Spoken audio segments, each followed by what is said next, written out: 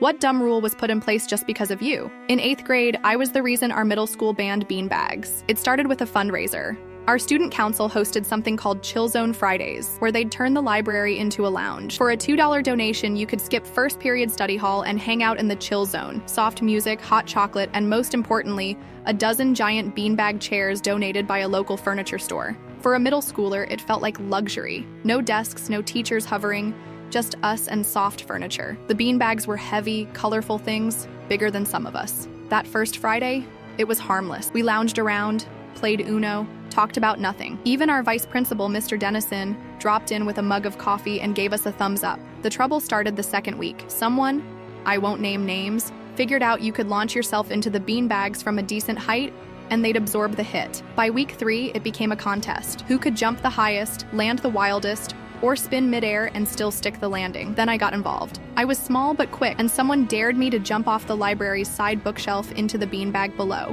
It wasn't a tall shelf, maybe 3 feet, but I didn't just jump. I climbed one shelf higher. I still remember Mandy James whispering, "Don't be stupid." But I was already climbing. I launched myself into the air like a superhero. For a second, I felt like I was flying. Then I missed, not entirely. I clipped the edge of the beanbag and landed half on the floor.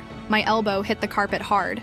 It wasn't broken, but I couldn't move it without wincing. Mandy ran to get Ms. Rice, the librarian, who came in with wide eyes and immediately pulled the plug on the chill zone. They took me to the nurse. She gave me ice and called my mom. I downplayed it, said it was just a bruise. But the school was less forgiving. That afternoon, Mr. Dennison made an announcement over the intercom.